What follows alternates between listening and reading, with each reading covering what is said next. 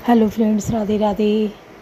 श्री रामचरितमानस पाठ के आज के प्रसंग में बहुत सुंदर वर्णन हुआ है कि जब जनकपुरी पहुंचते हैं और अगले ही दिन सीता स्वयंवर के लिए धनुष भंग होना है, तो जब सुबह प्रातःकाल होती है, सुबह उठते हैं लक्ष्मण जी सबसे पहले, फिर रामचंद्र जी, फिर गुरु जी अपनी नित्य क्रिया करके स्नान करके पूजा हेतु फूल लेने के लिए आज्ञा लेकर फूल लेने जाते हैं।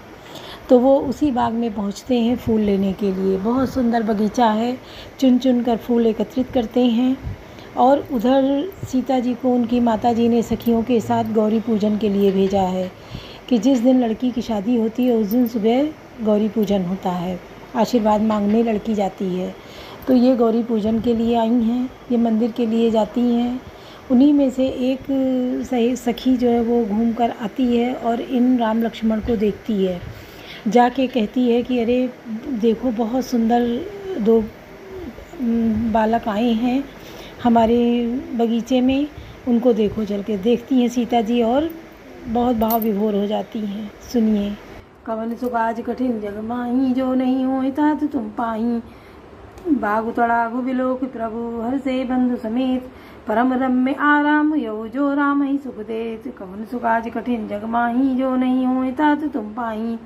बाग और सरोवर को देखकर प्रभु श्री राम जी भाई लक्ष्मण सहित हर्षित हुए। यह बाग वास्तव में परम रमणीय है, जो जगत को सुख देने वाले श्री रामचंद्र जी को सुख दे रहा है। चौदिश्चित पूछी मालीगन, लगे लेन फल दल सुन फूल मुदित मन। तेई अवसर सीता तहाँ आई, गिरिजा पूजन जनन पठाई। चारों ओर दृष्टि डालकर और गल मालियों से पूछकर वे प्रसन्न मन से पत्र पुष्प लेने लगे। उसी समय सीता जी वहाँ आई। माता ने उन्हें गिरिजा पार्वती जी की पूजा करने के लिए भेजा था। संग सखी सब सुभग सयानी, गावई गीत मनोहर वाणी। सर समीप गिरजा गृह सोहा, वरन न जाई देखी मनमोहा। साथ में सब सुंदरी और सयानी सखियां हैं जो मनोहर वाणी से गीत गा रही हैं। सरोवर के पास गिरजा जी का मंदिर सुशोभित है, जिसका वर्णन नहीं किया जा सकता। देखकर मन मोहित हो जाता है। भजन करि सर सखिन समेता, गई मुदित मन गौरी निकेता। पूजा कीन अधिक अनुरागा, निज अनुरूप सुभग बरुमागा। सखियों सहित सरोवर में स्नान करके सीता जी प्रसन्न मन से गिरजा जी के मंदिर में गईं। उन्होंने बड़े प्रेम से पूजा की और अपने योग्य सुंदर वर मांगा। एक सखी सी संग बिहाई, गई रही देखन फुलवाई। तेई दो बंधु बिलो के जाई, प्रेम विवश सीता पहियाई। एक सखी सीता जी का साथ छोड़कर फुलवाड़ी देखने चली गई थी। उसने जाकर दोनों भाइयों को देखा और प्रेम में विवल होकर वह सीता जी के पास आई। कौन सुकाज कठिन जग माही, जो नहीं हुई तातु तुम पाई। तासु दशा देखी सखिन, पुलक गात जलु नयन।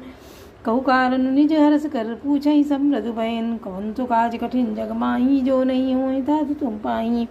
सखियों ने उसकी दशा देखी कि उसका शरीर पुलकित और नेत्रों में जल भरा है। सब कोमल वाणी से पूछने लगी कि अपनी प्रसन्नता का कारण बता। देखन बाग कुंवर दुइयाए, वह किशोर सब भांति सुआए। श्याम गौर की मिकाओ बखानी, गिरा अनयन नयन बिनुबानी।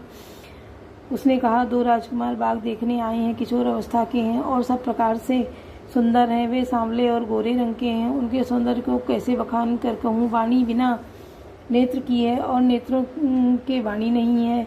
सुनिहर सी सब सखी सयानी, सी अहि अति उत्कंठा जानी। एक कहाई नृपसुत याली, सुने जे मुनि संग आए काली। यह सुनकर और सीता जी के हृदय में बड़ी उत्कंठा जानकर सब सयानी सखियां प्रसन्न हुई।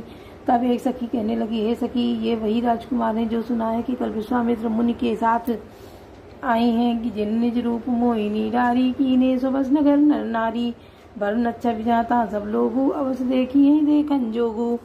और जिन्होंने अपने रूप की मोहिनी डालकर नगर के स्त्री पुरुषों को अपने वश में कर लिया है, और जहाँ तहाँ सब लोग उन्हीं की छवि का वर्णन कर रहे हैं। अवश्य चलकर उन्हें देखना चाहिए, वे देखने ही योग्य हैं। तासु बचन अति सिंह सुहाने, दरस लागे लोचन अकुलाने। चली अग्र कर प्रिय सखी सोई, प्रीति पुरातन लखई न कोई। उनके वचन सीता जी को अत्यंत ही प्रिय लगे और दर्शन के लिए उनके नेत्र गुला उठे। उसी प्यारी सखी को आगे करके सीता जी चली। पुरानी प्रीति को कोई लख नहीं पाता। कौन सो काज कठिन जग माही, जो नहीं होए तात तुम पाई। सुमिर सिय नारद वचन, उपजी प्रीति पुनीत। चकित विलोकन सकल ऋषि जन शिशु मृगी संबीत। कौन सो काज कठिन जग माही, जो नहीं होए तात तुम पाई। नारद जी के वचनों का स्मरण करके सीता जी के मन में पवित्र प्रीति उत्पन्न हुई। वे चकित होकर सब और इस तरह देख रही हैं मानो डरी हुई हैं, मृगछौनी इधर उधर देख रही हो। कंकन किंकिन्नु पुरधुन सुन कहत लखन सन, राम हृदय गुनि मानव मदन धुंध दीनी। मनसा विश्व विजय काकीनी। कंकण हाथों के कड़े, करधनी और पायजेब के शब्द सुनकर श्री रामचंद्र जी हृदय में विचार कर लक्ष्मण से कहते हैं, यह ध्वनि ऐसी आ रही है मानो कामदेव ने विश्व को जीतने का संकल्प करके डंके पर चोट मारी है। अस कही फिर चितये ते योरा, से मुख शशि भय नयन चकोरा। भये बिलोचन चारु अचंचल, मनोह सकुच जिमित जय दिगंचल।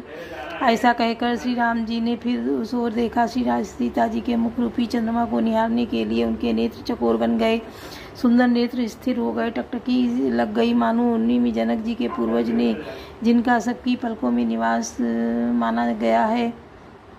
लड़की दामाद के मिलन प्रसंग को देखना उचित नहीं, इस भाव से सकुचाकर पलकें जोड़ दी, पलकों में रहना छोड़ दिया है, जिसमें पलकों का गिरना रुक गया।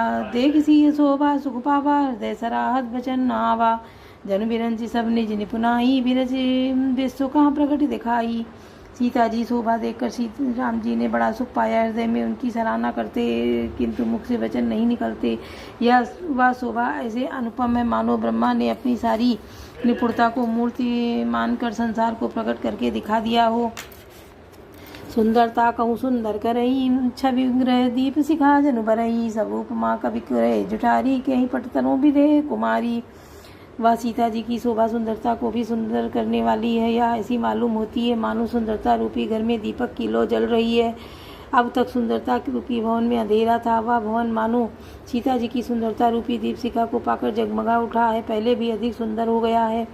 सारी उपमाओं को तो कवियों ने झूठा कर रखा है। मैं जनक नंदिनी श्री सीता जी की किससे उपमा दूं।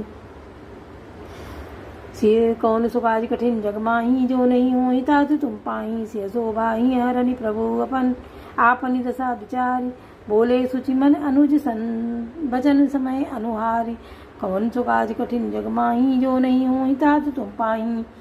इस प्रकार हृदय में सीता जी की शोभा का वर्णन करके और अपनी दशा को विचार कर प्रभु श्री रामचंद्र जी पवित्र मन से अपने छोटे भाई लक्ष्मण से समय अनुकूल वचन बोले। तात जनक तनया या सोई, धनुष यज्ञ जही कारण होई। पूजन गौरी सखी लय आई, करत प्रकाश भी नहीं फुलवाई। हे तात, यह वही जानकी जी की कन्या, जनक जी की कन्या है जिनके लिए धनुष यज्ञ हो रहा है। सखियां इसे गौरी पूजन के लिए ले आई हैं। यह फुलवाड़ी में प्रकाश करती हुई फिर रही हैं। जासु बिलोकी अलौकिक शोभा, सहज पुनीत मोर मनु शोभा। सो सब कारण जान विधाता, पर कहीं सुबह अंग सुभ्राता। जिनकी अलौकिक सुंदरता देखकर स्वभाव से ही पवित्र मेरा मन क्षुब्ध हो गया है। यह सब कारण अथवा उसका सब कारण तो विधाता जाने, किंतु हे भाई सुनो, मेरे मंगलदायक दाहिने अंग फड़क रहे हैं। रघुवंश निकर सहज सुबाहु, मन कुपंथ पग धरई नकाऊ। मोहि अतिशय प्रतीति कर केरी, मन केरी जही सपने ऊपर नारी नहेरी। रघुवंशियों का यह सहज जन्मगत स्वभाव है कि उनका मन कभी कुमार पर पैर नहीं रखता है। मुझे तो अपने मन का अत्यंत ही विश्वास है कि जिसने जागृत ही कौन कहे स्वप्न में भी पराई स्त्री पर दृष्टि नहीं डाली। जिनके लड़ाई जिनके लाए नरी पुकर रन पीठी, नहीं पावई परितीय मनुडीठी। मंगल लाइन जिनके नाही, ते नरवर थोरे जगमाही। रण में शत्रु जिनकी पीठ नहीं देख पाते, अर्थात जो लड़ाई के मैदान में भागते नहीं, पराई स्त्रियां उनके मन और दृष्टि को नहीं खींच पाती, और भिखारी जिनके यहाँ से ना ही नहीं पाते हैं, खाली हाथ नहीं लौटते, ऐसे श्रेष्ठ पुरुष संसार में थोड़े हैं। कवन सो काज कठिन जग माही, जो नहीं होए तात तुम पाही। करत बत कही अनुज सन, मन सिय रूप लोभान। मुख सरोज मकरंद छवि, करई मधुप एवपान। कवन सो काज कठिन जग माही, जो नहीं होए तात तुम पाही।